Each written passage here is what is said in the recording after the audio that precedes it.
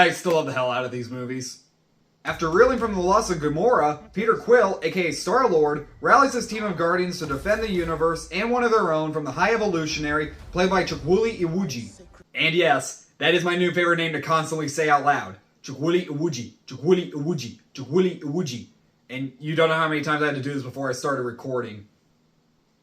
I had to Google Translate it a few times. And I'll start with saying this. I don't care what anyone thinks about this movie. This is one of my new favorite trilogies. I absolutely adored Guardians 3.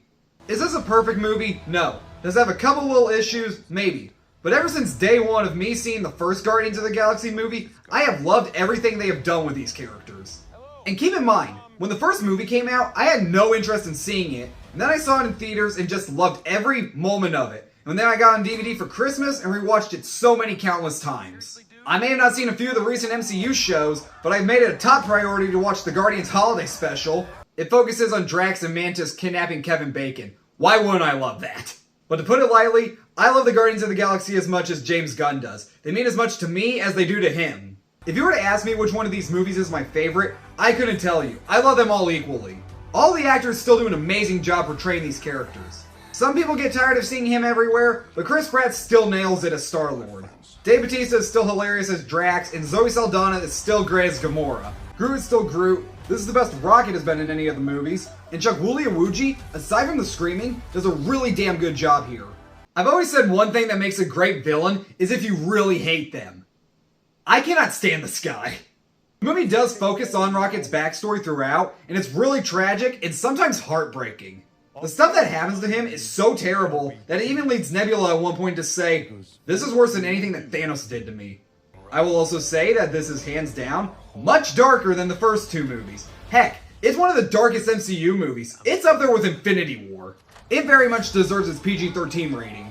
To be honest, there is one scene in this movie that is really hard to watch because it is so goddamn soul-crushing.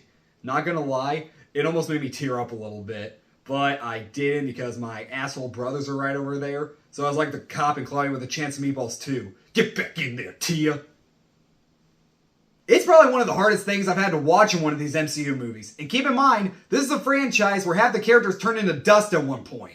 It's also one of those scenes that you know is coming, and you are just dreading to see it happen. But even with its darker tone, the movie is still consistently funny, and it's definitely the funniest MCU movie in like forever.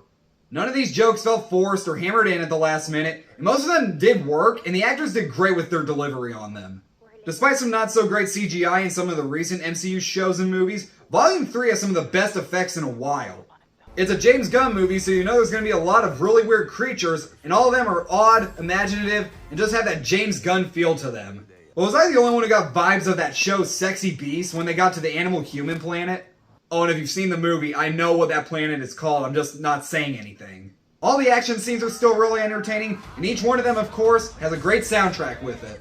Hell, they even played the Beastie Boys' No Sleep Till Brooklyn, and yes, it worked so much better than it did in Mario Brothers. So not only is there 2 Chris Pratt movies in theaters, but there's 2 Chris Pratt movies in theaters with the song No Sleep Till Brooklyn by the Beastie Boys. And that scene also has some amazing cinematography where they do it all in a one-shot take. I also never felt the runtime. This really did fly by for me, and it's like 2.5 hours long.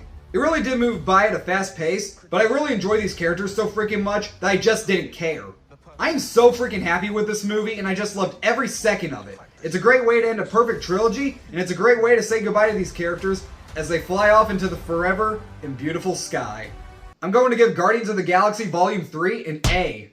Also, like most people, I really don't like it when a movie ends with dancing, but the Guardians deserved it all the way. I also gotta love the fact that my dog stayed sitting here the entire time I was recording this, which is perfect because Cosmo. Thanks so much for watching, you guys. Subscribe to my channel, like this video, turn on the notification bell, and since the movie didn't play the song, I'll do it here.